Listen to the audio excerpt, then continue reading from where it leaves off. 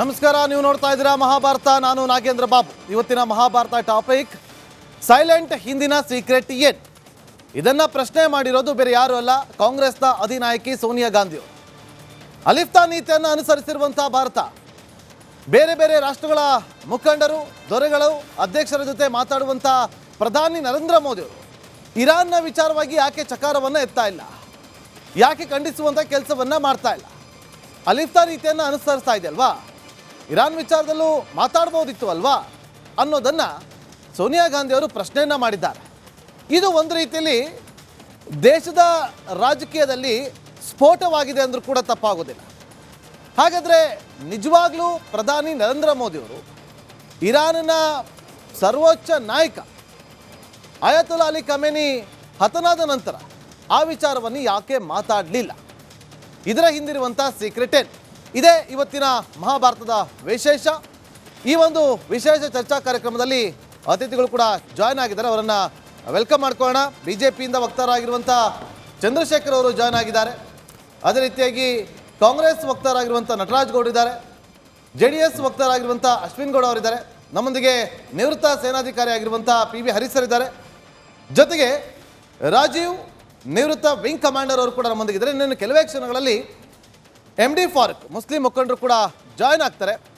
ಎಲ್ಲರನ್ನೂ ಕೂಡ ವೆಲ್ಕಮ್ ಮಾಡ್ಕೊಳ್ತಾ ಎಲ್ಲರನ್ನೂ ಕೂಡ ಮಾತಾಡ್ತೀನಿ. ಆದರೆ ಅದಕ್ಕಿಂತ ಮುಂಚೆ ಇವತ್ತು ಇರಾನ್ ಮೇಲೆ ಇಸ್ರೇಲ್ ಮತ್ತು ಅಮೆರಿಕ ದಾಳಿಯನ್ನು ಮಾಡಿ ಮೊಸಾದ್ ಕೊಟ್ಟಂಥ ಮಾಹಿತಿಯನ್ನು ಆಧರಿಸಿ ಅಯಾತುಲ್ಲಾ ಅಲಿ ಖಮೇನಿ, ಇರಾನ್ನ ಪರಮೋಚ್ಚ ನಾಯಕ ಅಂತ ಹೇಳಿಕೊಂಡಿದ್ದಂಥ ವ್ಯಕ್ತಿ ಹತನಾಗ್ತಾರೆ.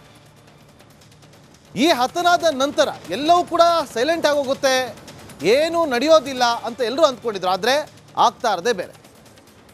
ಎಲ್ಲೋ ಒಂದು ಕಡೆ ಯುದ್ಧಗಳಾಗ್ತಾ ಇದೆ, ಮಧ್ಯಪ್ರಾಚ್ಯದ ಮೇಲೆ ಬಾಂಬ್ಗಳು ಬಂದು ಬೀಳ್ತಾ ಇದೆ. ಆದರೆ ಮೌನವಾಗಿರೋದು ಯಾಕೆ ನರೇಂದ್ರ ಮೋದಿಯವರು ಅಂತೇಳಿ ಅಧಿನಾಯಕಿ, ಕಾಂಗ್ರೆಸ್ನ ಅಧಿನಾಯಕಿ ಸೋನಿಯಾ ಗಾಂಧಿ ಅವರು ಪ್ರಶ್ನೆಯನ್ನು ಮಾಡಿದ್ದಾರೆ. ಒಂದಷ್ಟು ಪಾಯಿಂಟ್ಗಳಿದೆ, ಕ್ವಿಕ್ ಆಗಿ ನೋಡ್ತಾ ಹೋಗೋಣ.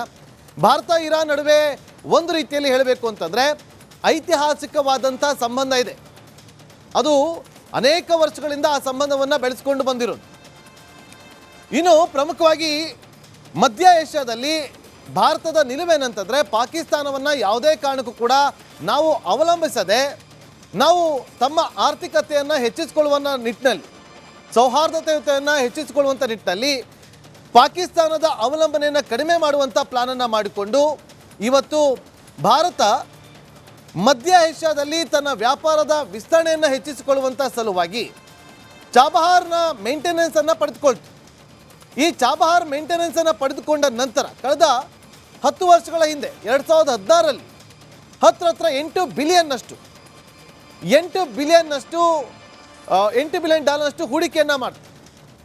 ಸೊ ಹೂಡಿಕೆಯನ್ನು ಮಾಡಿ ಚಾಬಹಾರ್ ಮೇಂಟೆನೆನ್ಸ್ನ ಜವಾಬ್ದಾರಿ ತಗೊಳ್ತು. ಅಂದರೆ ಕಾರಣ ಇದು ಒಂದು ರೀತಿಯಲ್ಲಿ ಪಾಕಿಸ್ತಾನವನ್ನು ಏನಿವತ್ತು ಅವಲಂಬಿಸದೆ ನಮ್ಮ ವಸ್ತುಗಳು ಬೇರೆ ದೇಶಗಳಿಗೆ ರಫ್ತಾಗುವುದು, ಅಂದರೆ ಕಳಿಸ್ಕೊಡೋದಕ್ಕೆ ಎಲ್ಲ ರೀತಿಯಂಥ ಪ್ಲಾನ್ಗಳನ್ನು ಮಾಡಿಕೊಳ್ಳುವಂಥ ಪ್ಲಾನ್ನ ಮಾಡಿಕೊಂಡು ಇನ್ನು ಚಾಬಹಾರ್ ಬಂದರನ್ನು ಬಳಸಿ ವಾಣಿಜ್ಯದ ಕಾರಿಡಾರನ್ನು, ವಾಣಿಜ್ಯದ ಚಟುವಟಿಕೆಗಳನ್ನು ಹೆಚ್ಚಿಸಿಕೊಳ್ಳೋದು ಇಲ್ಲಿ ಪ್ರಮುಖವಾದಂಥ ಪ್ಲಾನ್ ಆಗಿತ್ತು. ಪಾಕಿಸ್ತಾನ ನಮ್ಗೆ ಅವಶ್ಯಕತೆಯೇ ಇಲ್ಲ, ಯಾಕೆಂದರೆ ಪಾಕಿಸ್ತಾನ ನಮ್ಮ ಶತ್ರು ರಾಷ್ಟ್ರ, ಪ್ರತಿಯೊಬ್ಬರು ಕೂಡ ಗೊತ್ತಿರುವಂಥ ವಿಚಾರ, ಪ್ರತಿಯೊಬ್ಬ ಭಾರತೀಯನೂ ಕೂಡ ಹೇಳ್ತಾರೆ. ಹಾಗಾಗಿ ಪಾಕ್ಗೆ ಟಕ್ಕರನ್ನು ಕೊಡೋದಕ್ಕೆ ಇರಾನ್ ಜೊತೆ ಈ ಒಂದು ಚಾಬಹಾರ್ ಒಪ್ಪಂದವನ್ನು ಮಾಡ್ಕೊಳ್ತಾರೆ.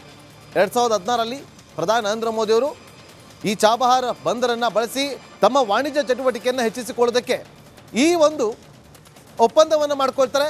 10 ವರ್ಷ ನಿರ್ವಹಣಾ ಒಪ್ಪಂದವನ್ನು ಮಾಡಿಕೊಳ್ಳುತ್ತೆ. ಅದಕ್ಕೆ ಹತ್ರ ಅವತ್ತಿಗೆ $8 ಬಿಲಿಯನ್ ವೆಚ್ಚ ಖರ್ಚಾಗುತ್ತೆ ಅಂತ ಕೂಡ ಇತ್ತು. ಆದರೆ ಒಂದು ಇಂಟ್ರೆಸ್ಟಿಂಗ್ ಪಾಯಿಂಟ್ ಅಂತಂದರೆ ಈ ಬಾರಿ ನೋಡಿ, 2016ರಲ್ಲಿ ಟೆಹರಾನ್ಗೆ ಭೇಟಿ ಕೊಟ್ಟಿದ್ದರು ಪ್ರಧಾನಿ ನರೇಂದ್ರ ಮೋದಿಯವರು. ಆ ಸಂದರ್ಭದಲ್ಲಿ ಈ ಒಪ್ಪಂದಕ್ಕೆ ಸಹಿ ಹಾಕೋದು, ಆ ಚಾಬಹಾರ್ ಬಂದರನ್ನು, ಪೋರ್ಟನ್ನು ತಮ್ಮ ಕಂಟ್ರೋಲಲ್ಲಿ ಇಟ್ಕೊಳ್ಳಿದ್ರೆ ಮೇಂಟೆನೆನ್ಸ್ ಮಾಡೋದಕ್ಕೆ ಪ್ಲಾನನ್ನು ಮಾಡ್ಕೊಳ್ತಾರೆ. ಇನ್ನು ಅರಬ್ಬಿ ಸಮುದ್ರ, ಪರ್ಷಿಯನ್ ಕೊಲ್ಲಿಯಲ್ಲಿ ಚೀನಾ ಪ್ರಾಬಲ್ಯವನ್ನು ಸಾಧಿಸಿದೆ. ಚಾಬಹಾರ್ ಬಂದರನ್ನು ಬಳಸಿಕೊಂಡು ಹೊಸ ಮಾರ್ಗವನ್ನು ಸೃಷ್ಟಿ ಮಾಡಿಕೊಳ್ಳೋದು ಅವತ್ತಿನ ಪ್ಲಾನ್ ಆಗಿತ್ತು. ಅದು ಕೂಡ ಕಂಟಿನ್ಯೂ ಆಗುತ್ತೆ, ಒಂದು ರೀತಿಯಲ್ಲಿ ಯಶಸ್ಸನ್ನು ಕೂಡ ಕಾಣುತ್ತೆ. ಇನ್ನು 2018-19ರಲ್ಲಿ ಅಲ್ಲಿವರೆಗೂ ಸಂಬಂಧ ಚೆನ್ನಾಗಿತ್ತು. $17 ಬಿಲಿಯನ್ ವ್ಯಾಪಾರ ಒಪ್ಪಂದ ಇದ್ದಿದ್ದು 2024-2025 ವೇಳೆಗೆ ನೋಡಿ, ನಮ್ಮ ಸ್ಕ್ರೀನ್ ಮೇಲೆ ನೋಡ್ತಾ ಇದ್ರಿ, $1.69 ಬಿಲಿಯನ್ ಕುಸಿತಾಗುತ್ತೆ. ಯಾರ ಜೊತೆ ವ್ಯಾಪಾರ ಒಪ್ಪಂದ? ಇರಾನ್ನ ಜೊತೆ. ನೋಡಿ 2017 ಕಾರಣ ಅಂತಂದ್ರೆ 2024 ಈ ಸಂದರ್ಭದಲ್ಲಿ ಭಾರತದ ವಿರೋಧಿ ನಡೆಯನ್ನ ಖಮೇನಿ ಅನುಸರಿಸ್ತಾ ಇರ್ತಾನೆ. 4 ಬಾರಿ ಭಾರತ ವಿರೋಧಿ ಹೇಳಿಕೆಗಳನ್ನ ಕೊಟ್ಟಿರ್ತಾನೆ ಖಮೇನಿ.